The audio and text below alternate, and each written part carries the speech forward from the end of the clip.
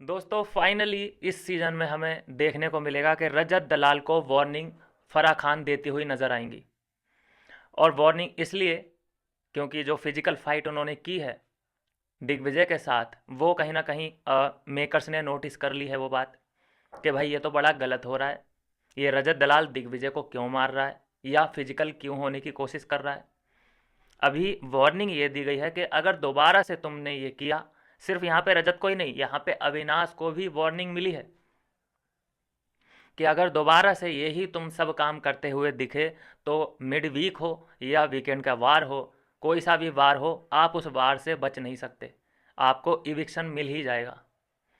तो फाइनली दोस्तों जो पिछले 50 दिन से रजत दलाल धमकियां देता आ रहा था, फिजिकल फाइट करता हुआ नज़र आ रहा था, उसको वार्निंग मिल चुकी है।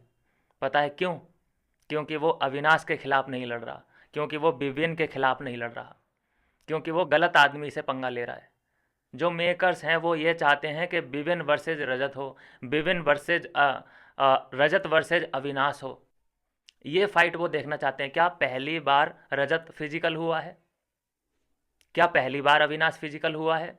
ये दोनों पहले भी तो कितनी बार फिजिकल हो चुके हैं, सीने से सीने इनके टकरा चुके हैं, धमकियां ये एक दूसरे को दे चुके हैं। लेकिन उन्होंने देखा कि भाई ये दिग्विजय को क्यों ये मार रहे हैं, भाई इसमें हमें टीआरपी नहीं आएगी, हमें चाहिए अविनाश वर्सेज रजत। और जब तक ये चल रहा था, जब तक ये दोनों एक दूसरे से लड़ रहे थे, विपिन और रजत हो रहा था, तब तक मेकर्स के मुंह पे ताला लगा हुआ था। और ये देखा जाता था कि रोहित शेट्टी जब आए थे एक बार वीकेंड के बार पे, तो उन्होंने रजत के उस गेम की तारीफ की थी। तारीफ में कहा था कि रजत कम से कम दायरे में लड़ता है। वो सारा को जब डांटा था उस वीकेंड की बात कर रहा हूँ मैं, कि रजत जो है अपने दायरे में रह के बोलता है। क्या ये हिपोक्रेसी है? अचानक कोई अगर खिलाड़ी इनकी डायरेक्शन से बाहर हो जाता है, इनके मन मुताबिक काम नहीं करता है, तो उसको वार्निंग दे दी जाती है। फिर वो क्या करेगा? अपना गेम चेंज करेगा। वो फिर किस पे अटैक करेगा, किसको निशाना बनाएगा कि भाई इससे अच्छा तो मेरा पहले वाला गेम गेम ठीक था, मैं जो अविनाश से लड़ता था, विवियन से लड़ता था, वो ठीक था फिर तो मेरे लिए। तो ये एक चाल, ये एक घटियापन मैं कहूँगा मेकर्स का एक्सपोज हुआ है, जो कि अविनाश और रजत को फिजिकल फाइट करने पे वार्निंग मिल गई है। क्या उस बारे में भी बात होगी कि जो उसने बोला है, ईशा को जो गंदे वर्ड बोले हैं, क्या उसके बारे में बात होगी? क्या दिग्विजय को उसके लिए कोई पनिशमेंट या फिर डांट वगैरह पड़ेगी कि नहीं पड़ेगी? क्या करण से भी वो सवाल पूछे जाएंगे जो वो ईडन रोज की तरफ आगे बढ़ा था? क्या करने के लिए बढ़ा था? फिजिकल होने के लिए बढ़ा था? क्या करने के लिए बढ़ा था? भाई अगर उसे बात करनी होती, सिर्फ बात करनी होती, तो वो बैठे बैठे भी कर सकता था या अपनी ही जगह पे खड़े होके भी कर सकता था। लेकिन वो जो चल के गया है, उसका क्या मतलब है? ये पूछेगा कोई? नहीं पूछेगा। दोस्तों मैं बता रहा हूँ कि मेकर्स का जो लाडला है वो चेंज हो चुका है। विवियन के साथ सौतेला व्यवहार किया जा रहा है, और जो लाडला है वो आप देख लीजिए, जिस तरह से पहले विवियन से बात करते थे बिग बॉस, उस तरीके से अब वो करण से बात कर रहे हैं। तो उनकी नज़र में अब चेंज, नज़रिया बदल चुका है, और नज़रिए बदलते रहते हैं टाइम टू टाइम। कई बार ऐसा होता है कि जो हमारा दुश्मन होता है वो दोस्त जैसा दिखने लगता है। जैसे अभी घर के अंदर समीकरण चल रहे हैं, रजत आजकल हमें अविनाश और विपिन के साथ खड़ा हुआ, उनके साथ हैंग आउट करता हुआ, हंसता बोलता हुआ दिखाई दे रहा है। तो ऐसे चेंजेस आते रहते हैं, तो क्या मेकर्स का मन नहीं बदल सकता? उन्होंने ये सोचा भी नहीं होगा कि रजत इनके पाले में जाके बैठेगा, रजत इनकी तरफ से लड़ेगा। तो ये बात मेकर्स पचा नहीं पा रहे हैं आई थिंक, और उन्होंने रजत को और अविनाश को आड़े हाथों ले लिया है।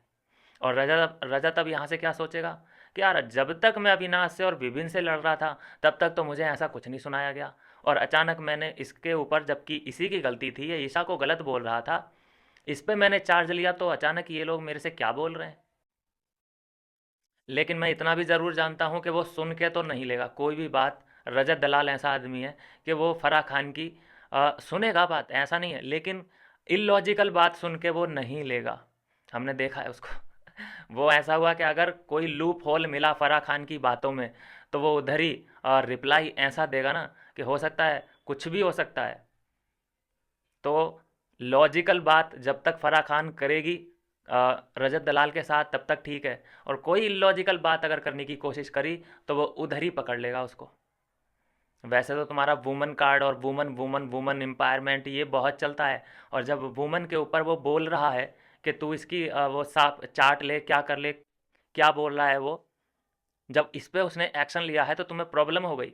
तो ये दोगलापन जो दिखा रहे हो सकता है दोस्तों कि रजत भी इधर से कुछ ना कुछ बोले, रिप्लाई में कुछ बात कहे, वो चुप के नहीं लेता है। उसे ट्रॉफी से मतलब नहीं है, वो तो चौड़ में आया है चौड़ में चला जाएगा। हमने कभी नहीं सुना कि उसे भाई ट्रॉफी चाहिए ही चाहिए। वो तो ये कहता है कि भाई मुझे कल जाना हो मुझे आज भेज दो, लेकिन यहाँ सीना चौड़ा करके रहेंगे अपन। और डरता वो है जिसको ट्रॉफी चाहिए, उसे कुछ नहीं एक्सपेक्टेशन है, वो अपना मौज मस्ती जो उसका दिमाग में गेम चल रहा है वो खेल रहा है। और अगर इन मेकर्स ने उसके दिमाग के तार जलाने की कोशिश की तो वो पता नहीं क्या कर गुजरे घर के अंदर, समीकरण तहस नहस कर देगा वो। अब भाई वो अविनाश है, वो तो भैया सुन के ले ही लेगा, क्योंकि उसे इंडस्ट्री में काम करना है, उसे उन्हीं लोगों के बीच में उठना बैठना है, सीरियल वगैरह में काम करना है, तो वो तो हर चीज़ सुन के ही लेगा। लेकिन रजत से वो एक्सपेक्टेशन मत रखना, वो कुछ भी बोल सकता है भरी सभा में और नेशनल टेलीविज़न पे। मिलता हूँ नेक्स्ट वीडियो में नई अपडेट के साथ।